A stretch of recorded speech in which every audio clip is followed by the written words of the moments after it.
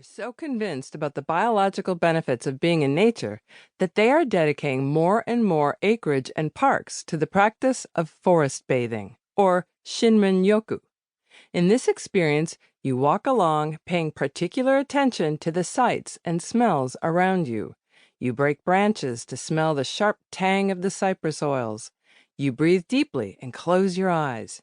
You get present. You unwind.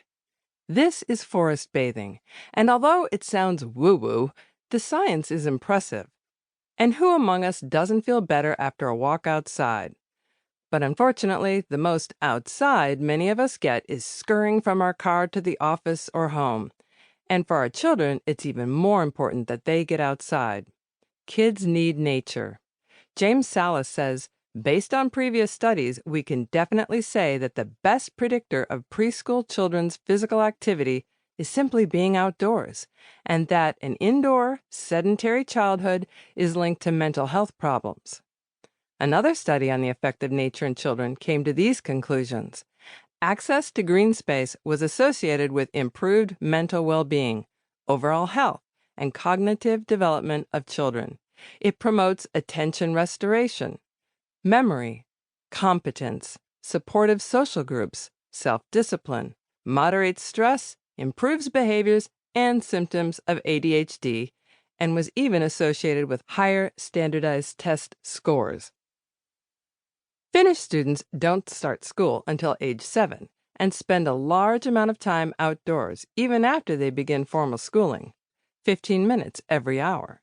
Yet they consistently score higher than most other children in the world and have superior literacy skills. Who wouldn't want all those benefits for their kids? But we are afraid. We don't want to let our kids roam around outside unattended. So go with them. Find a forest. Find a park. Go with friends where they can roam and play without having to be in an organized team or play structure. Find a puddle to look for insects and tadpoles. Have them sniff evergreen branches. Encourage your child to get messy, dirty, and inquisitive.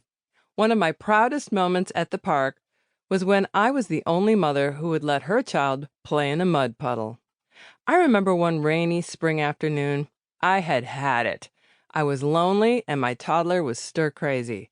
I was sick of being cooped up inside day after day due to the rain. All right, I said, let's pretend we live in the Pacific Northwest. They don't stay inside because of rain, and neither will we. I got him dressed in rain boots and a raincoat, and I dressed the same.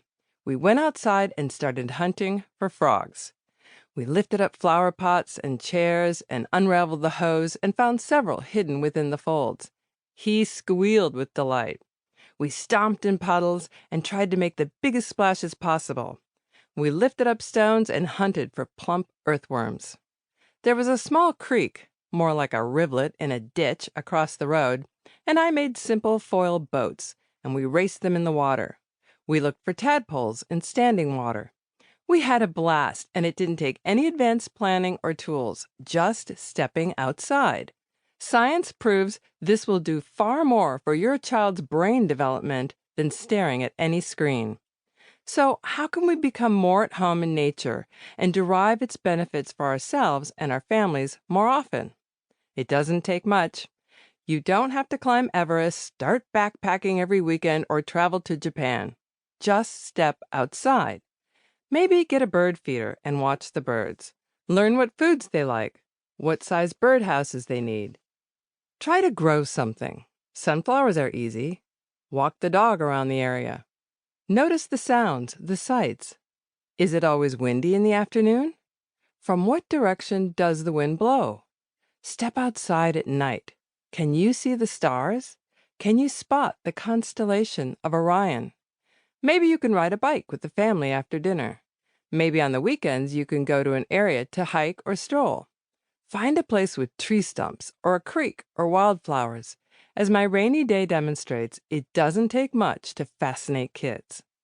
The goal of this book is to have you fall in love with and delight in God's handiwork and to discover His heart in it. The more you learn about the amazing things He has done, the more you want to learn and enjoy them. Ocean explorer Jacques Cousteau said, "We protect what we love." I remember the day